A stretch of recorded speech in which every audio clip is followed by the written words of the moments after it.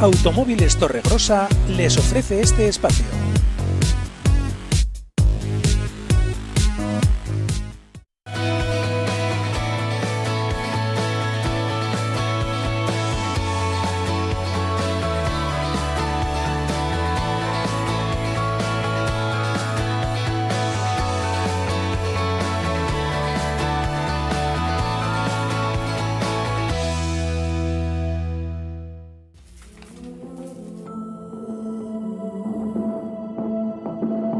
Mire usted, yo era un hijo de puta. O un hijo de putero. Mi padre no lo conocí. Con Lucía a lo mejor estiré demasiado la cuerda. Tanto fue así, porque esa mujer se cortó las penas, pero de tajo, literal, de tajo, en el cuarto de baño del club.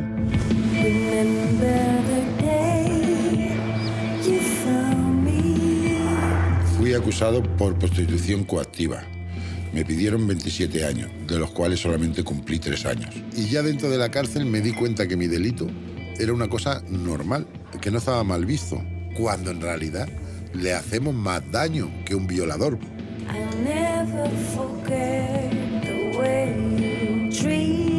Es un delito que tienes que estar muy encima de la mujer, porque no sabes en qué momento te puede venir la policía. El trabajo de un delincuente, ¿qué es? Buscar a otro delincuente. Y entre lobos nos conocemos. No es que sea corrupto el alcalde o putero, que sí, que los hay. Mira para otro lado, ayuntamientos, banqueros, notarios, toda esta gente, con las migajas que le dábamos, se conformaban para que todo esto funcionaba. Los únicos que no querían nuestro dinero era Hacienda, porque hacíamos la declaración de nuestros negocios y nos salía a devolver. Y a todo esto, ¿qué es lo que están haciendo los políticos? Nada. Quien quiera legalizar la prostitución está vendiendo nuestro discurso. Yo cuando los escucho hablar digo, es que no hace falta ni corromperlos, porque es que piensan como pensamos nosotros. La mafia está aquí, y esto no lo llevan los rusos, ni lo llevan los rumanos, ni lo llevan 4 mangunguis, no. Lo llevamos nosotros porque lo creamos nosotros. Porque desde los 16, de los 17, 18 años estamos en el puterío. Y tenemos 50 y 60 años y estamos en el puterío.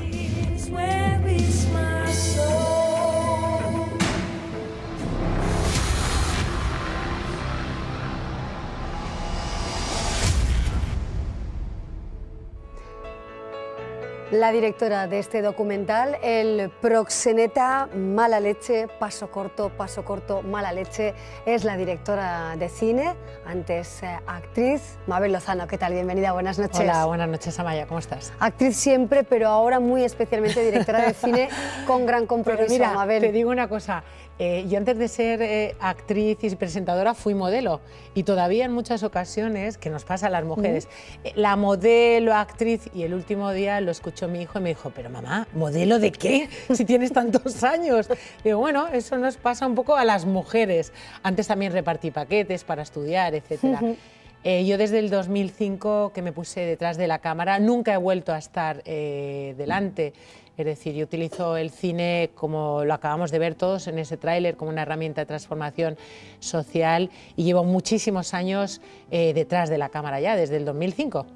Así es, y tenemos trabajos como este, absolutamente comprometido. Bueno, una historia, la de Manuel, apodado el músico. Miguel. Ay, Miguel, perdón, apodado el músico, que se descubre, que dice cómo ha sido su vida, un hombre que ha sido capaz de vender a 1.700 mujeres y que apenas ha pasado 3 años en la cárcel. Fíjate, Miguel el músico y sus ex socios captaron en sus países de origen a más de 1.700 mujeres, muchas de ellas menores. Las trasladaron y las vendieron en clubes de alterne de España, que conocemos. En todas las ciudades hay. Viniendo para esta tele vemos que también hay burdeles aquí al lado. 1.700 mujeres y niñas. Nunca nadie preguntó de dónde salían aquellas mujeres cuando en España la prostitución normal se convirtió en trata, cuando el rostro de las mujeres ya eran colombianas, dominicanas, brasileñas. Nadie preguntó de dónde salían esas mujeres o cómo eran. Bueno, pues esas 1.700 mujeres y niñas que ellos explotaron y vendiendo hasta la saciedad en estos, insisto, clubes que normalizamos y que vemos todos los días, solo estuvo 3 años en la cárcel. 3 años en la cárcel, a menos de mediodía por cada una de esas mujeres. El proxenetismo en nuestro país ni está mal visto en las cárceles, ni en su cara de proxenetismo consentido está tipificado por ley. Entonces cuesta muy barato, muy barato. ¿Qué pretendes con este documental? ¿Que cambie precisamente la situación legal? Bueno, yo creo que lo más importante de este documental es que pone el foco en otros actores. Mira, cuando se habla de trata, de prostitución, de explotación sexual, siempre ponemos el foco en las mujeres. Siempre, siempre. Es decir, siempre vemos la desnudez de sus cuerpos, el tanga, el tacón, no de lo que están desnudas, que es de derechos. Entonces, es muy importante poner cara a los otros actores que intervienen en este fenómeno delictivo, porque sabes que la trata está tipificada desde el 2010 y la trata y la prostitución en nuestro país van de la mano. Es decir, la primera se nutre de la segunda. La prostitución se nutre de la precariedad, de la pobreza, de la necesidad, de las sin papeles. Entonces, es muy importante ponerle rostro al victimario. Aquí por primera vez habla un victimario, habla un verdugo, habla uno de los grandes amos de la prostitución y la trata. ¿Cómo has conseguido que esa persona quiera contarlo a cara descubierta? Bueno, en realidad Miguel el músico a mí me conocía como muchos proxenetas porque yo llevo muchos años, imagínate, 14 años trabajando contra la trata como cineasta y también como activista. Entonces él, como muchos otros proxenetas, me conocía y siempre decía, a ver si a esta tía le pasa algo. Cuando yo viajaba y lo ponía en redes sociales, decían, a ver si se cae el avión y se mata esta tipa. Entonces, cuando él salió de la cárcel, él ha cumplido condena, como hemos dicho, de 3 años en Herrera de la Mancha. Él quería verme, porque quería compartir conmigo su dolor, el dolor de recordar a muchas de estas mujeres que se habían cortado las venas, que habían muerto de sobredosis, de cómo llegaban con ilusión por trabajar y poder ayudar a sus hijos y cómo realmente muchas de ellas perdían todo porque se les roba los derechos, se roba su dignidad y tiraban realmente la toalla y se suicidaban muchas de ellas. Quería compartir ese dolor y yo había escuchado a muchas víctimas de trata desde el 2005. Yo quería saber cómo eran ellos. ¿Cómo sois vosotros? A los malos no les vemos, a los malos no les vemos y les tememos. Esa es la diferencia, porque es muy fácil hablar de las víctimas, pero del verdugo, de los malos, no se habla, porque es cierto que no les respetamos, pero les tememos. Ellos dan miedo, porque son los malos, porque tienen armas. Entonces es muy importante en el discurso de la prostitución poner el foco en los hombres, tanto en los proxenetas como en los prostituyentes. ¿Qué tiene que hacer o cuál sería la conducta éticamente más adecuada en una situación como esta, ¿no? Un grupo de amigos, por ejemplo, que deciden irse de putas. Así hablarían, ¿no? Me imagino, en un contexto de fiesta. Unos quieren y otros no. Los que no, ¿qué tendrían que hacer para evitar esta situación denigrante para la mujer? Pues mira, Amaya, tú has dicho 2 cosas que son muy curiosas. Primero, hablar de ética o de moral. Cuando hablamos de trata, de prostitución, de explotación sexual, estamos hablando de un delito que vulnera los derechos humanos. Entonces no tiene nada que ver ni con la ética ni con la moral. Es un delito. Si tú a mí me matas, nadie dice, ¡uy, qué poca moral y qué poca ética tiene Amaya que ha matado a Mabel Lozano! No, Amaya es una asesina, se te juzga y ¿dónde vas? A la cárcel, ¿no? Así es. Bueno, pues en el caso de la prostitución y la trata siempre estamos con el tema de la moral, si es ético o no es ético. No, la trata es un delito, por tanto estás amparando un delito, estás siendo cómplice de los proxenetas. Y luego, estamos hablando de que estamos todos trabajando por un mundo en igualdad entre hombres y mujeres. Estamos en una sociedad garantista, un Estado de Derecho, en una democracia. ¿De verdad alguien cree que la prostitución tiene algo que ver con la igualdad o con la democracia? Es decir, la prostitución es la forma más antigua de vulneración de todos los derechos humanos de la mujer, de explotación de la mujer, de robarle la dignidad. Es decir, yo creo que estamos hablando de cosas muy serias que no tienen nada que ver con la ética. Entonces, ¿qué ocurre con los hombres? ¿Qué pedimos a los hombres?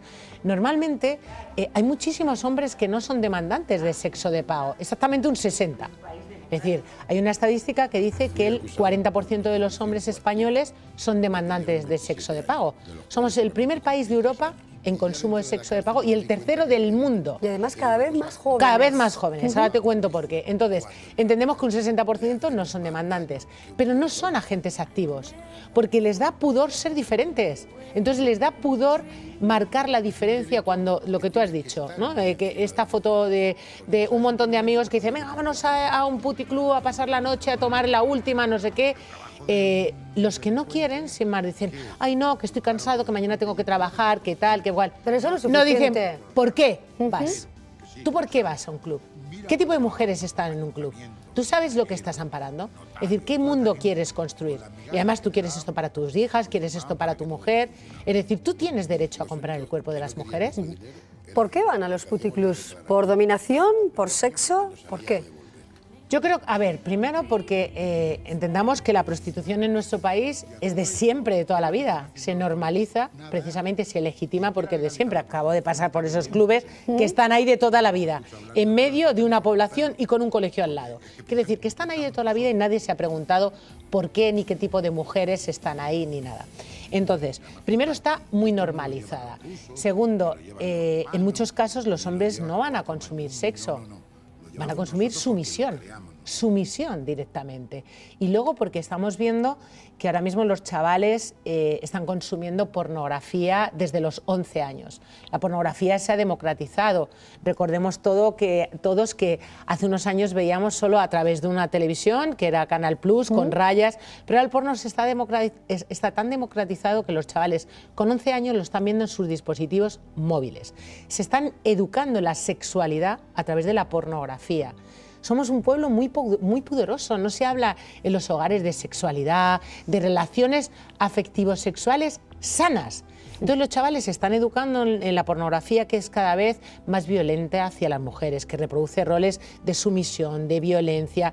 Entonces están llegando al sexo de pago porque demandan lo que están viendo en la pornografía, que para ellos es socio, cuando la pornografía forma parte todo del músculo del sistema prostitucional, es decir, el mercado del sexo. Mabel, hoy has estado en la Universidad Pública de Navarra, ya nos has comentado que estaba absolutamente abarrotado el aulario de nuestra universidad pública. Se trata de sensibilizar y mostrar estos mensajes.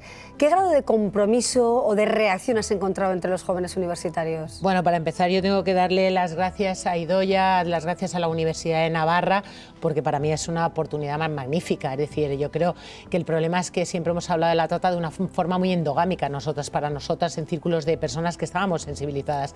Llegar a la universidad es magnífico, primero porque generas un debate que a veces es muy desconocido para los alumnos, y ten en cuenta que muchos de estos alumnos son los futuros abogados, los futuros mediadores, los futuros, es decir, y futuros educadores incluso.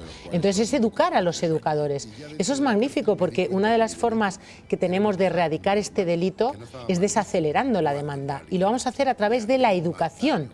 Educación, absolutamente. ¿Y los medios de comunicación hemos cambiado algo desde 2005, cuando tú comenzabas a trabajar en este camino, ¿no?, en el que continúas? ¿Hemos cambiado? Pues mira, yo creo que los medios de comunicación habéis cambiado en también empezar a tener muchísimo más respeto. Yo creo que la trata y la prostitución se abordaba desde el sensacionalismo que dan los cuerpos desnudos de las mujeres. Entonces, incluso cuando se desarticulaban redes financieras de trata, lo que veíamos es un tanga y un tacón. Entonces yo creo que se empieza a tener más respeto y se empieza a hablar y a llamar las cosas por su nombre. Una mujer víctima de trata, una mujer víctima de explotación sexual, no es una prostituta, es una mujer prostituida, que es muy importante.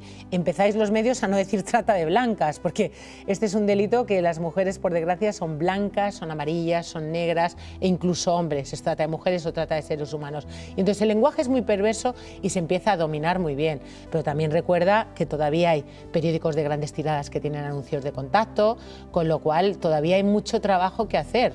Entonces, pero bueno, es que vosotros tenéis el gran altavoz, es que vosotros llegáis a la ciudadanía. Así es, bueno, pues la verdad es que mucho que aprender, mucha labor pedagógica todavía que hacer. El lenguaje es crucial, según cómo abordamos este tema, lo contamos de una manera o de otra. Mabel Lozano, que ha presentado el proxeneta en la Universidad Pública y también en la Casa de Cultura de Burlada, y que ojalá vuelva también a Navarra con este trabajo o con otros que vendrán. Gracias, Mabel, un placer conocerte. Gracias por noche. todo lo que haces. Gracias. Bueno, nosotros seguimos y lo hacemos ahora de la mano de Juan Gracia, un escritor que nos presenta Extraviados. Bueno, en realidad no fue un tema premeditado, ni influido por los fenómenos que nos depara la actualidad, desgraciadamente, sino que surgió de una manera natural, a partir de un texto que es una carta que dirige un hombre a los 3 años de la desaparición de su mujer, y se la dirige a ella, que no ha aparecido todavía. No. Sí es cierto que trabajé un tiempo como periodista y cronista de sucesos en el mundo, pero no creo que esa experiencia me haya influido, en realidad. Aunque es una novela en donde hay, digamos, un aspecto que podríamos llamar de suspense, no es una novela al uso, digamos, una novela criminal o una novela negra en donde hay que resolver un enigma, ¿no? Digamos que trato de ir más allá de sus parámetros habituales del género. En principio pensé que una carta realmente resultaba algo un poco anacrónico, puesto que nadie escribe cartas ya, y así comienza la novela, con esa declaración. Pero entiendo que las cosas importantes hay que escribirlas a mano. El ordenador parece que nos depara la desaparición siempre de imágenes, de recuerdos, de textos, y sin embargo el papel queda, ¿no? Yo creo que la labor del escritor en gran medida es ponerse en el lugar de alguien, ¿no?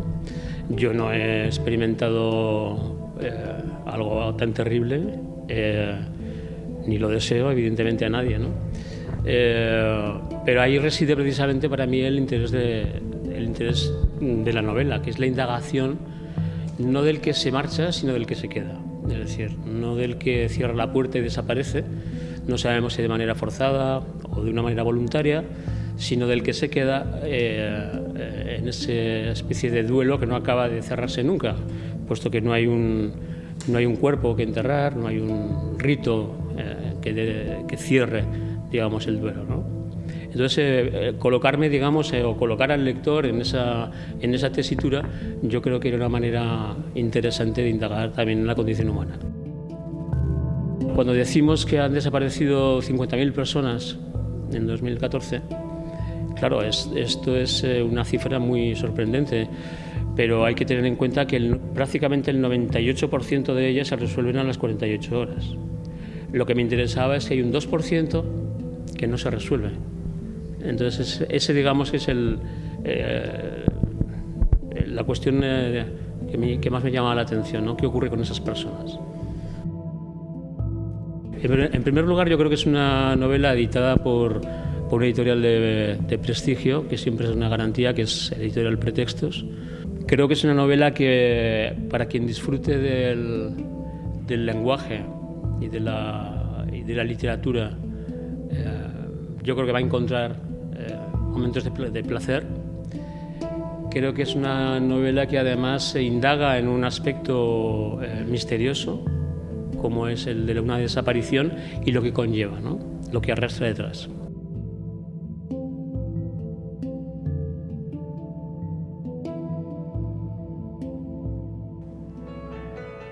Y así llegamos al final de nuestro programa de hoy. Nos quedamos con esa frase, quédense con ella, de Stephen Hawking, este científico. Ya ven que hemos hablado de la prostitución y por eso hemos elegido precisamente esta frase, para que ustedes piensen en ella. Gracias por estar ahí. Volveremos mañana a la misma hora. Hasta pronto.